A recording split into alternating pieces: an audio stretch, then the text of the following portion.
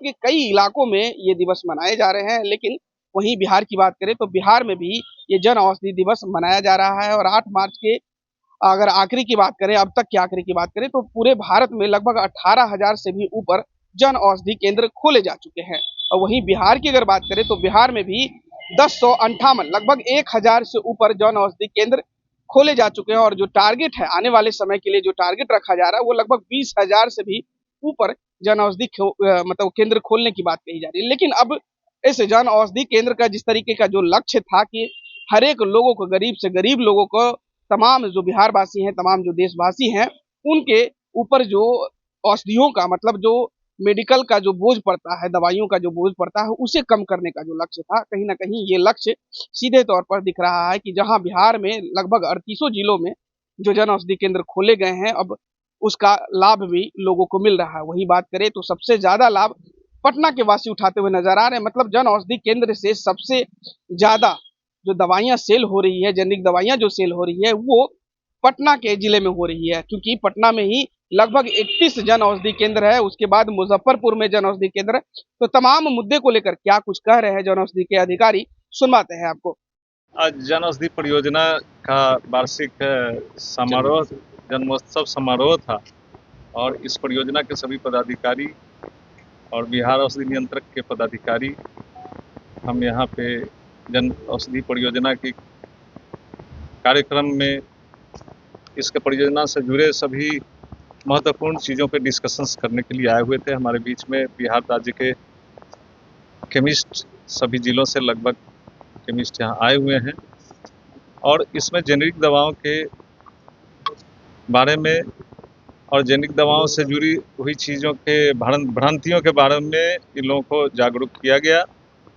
कुछ technical sessions में हम लोगों ने कुछ ये भी बतलाया कि किस तरीके से दवाओं का रख रखाव होना चाहिए और किस तरीके से दवाओं का बिलिंग हो, चाहे फिर उसके बाद H1 रजिस्टर्स हो, उसको कैसे संधारण किया जाए और कब तक किया जाए, इन सब चीज़ों पे हमारी बात हुई है। सबसे ज़्यादा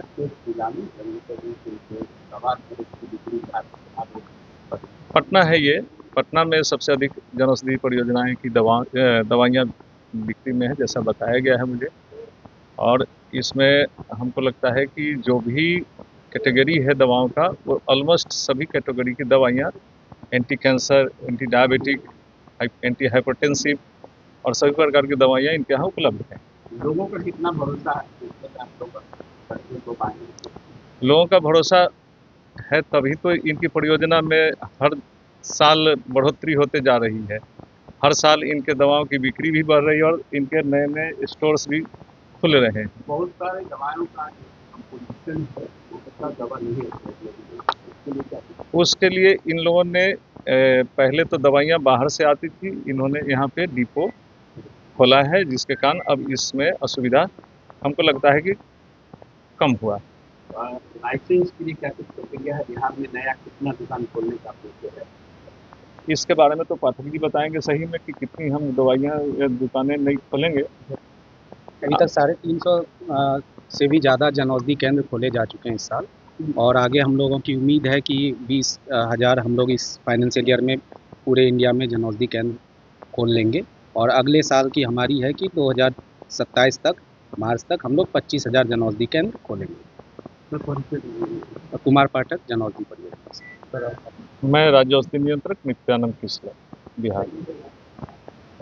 तो आपने साफ तरीके से जन औषधि के अधिकारी हैं, तमाम जो लोग हैं जन औषधि केंद्र के जो शॉपकीपर है, वो सीधे तौर पर जन औषधि दिवस तो मना ही रहे हैं, लेकिन आने वाले दिनों का लक्ष्य भी रख रहे हैं।